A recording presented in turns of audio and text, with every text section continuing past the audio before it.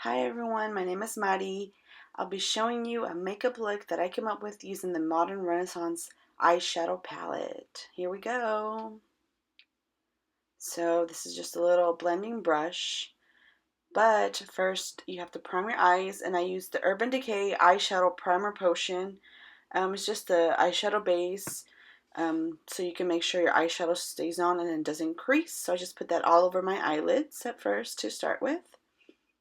Then I'm going to move on. What I do is to have a sharp edge on each side. I put some tape. Oops, that fell. Just put some pieces of, your regular $1.99 tape on each eye. Make sure they're even so that you can have that good, perfect crease when you finish blending out your eyeshadow. Okay, there we go. So now we can use that blending brush, and we're going to go in and sorry, I should have shown you what color I used, but I am using a transition color, which is what you put above your crease, just so you can set it up to put more eyeshadow over that. And the color I used is burnt orange from the palette.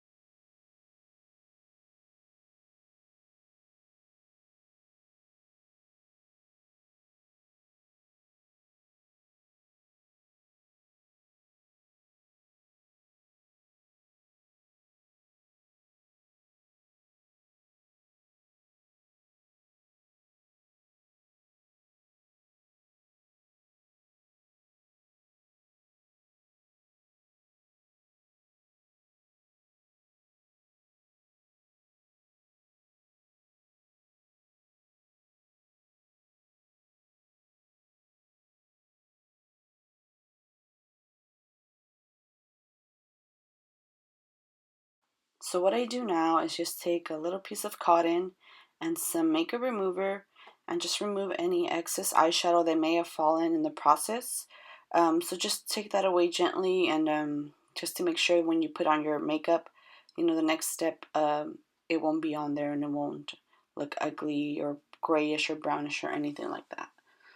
So once you know that that's gone, the next step I do is I place some concealer on. I am using the Naked Skin by Urban Decay concealer, in the shade Medium Dark Warm.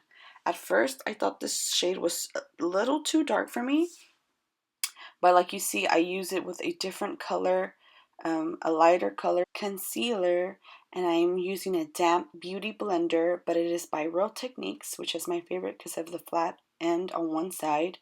And I just dab it on there just to make sure that everything is good and it is just blended out as well. So just try to do patting motions on there and make sure you get it under behind your nose and all of that. So just do the same thing to the other side. And another reason why I like this blender is because of that flat shape, which helps you with your, your eyeshadow that you've created, that crease.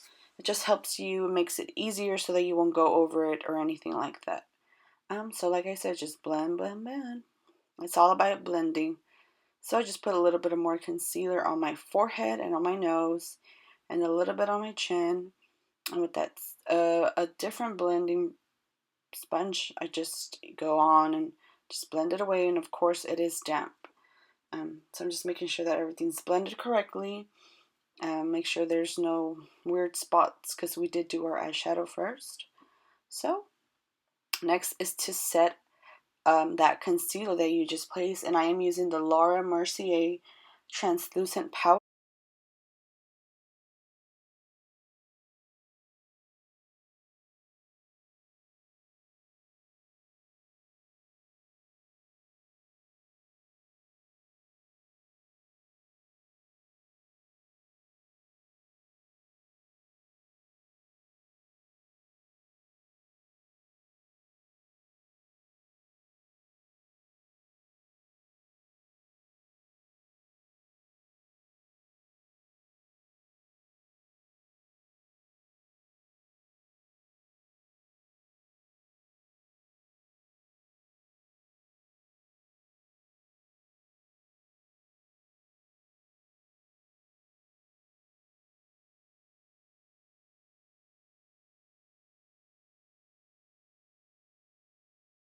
My eyelashes, even though you can hardly see them, have tiny eyelashes. So what I'm using is the Maybelline Big Shot Mascara.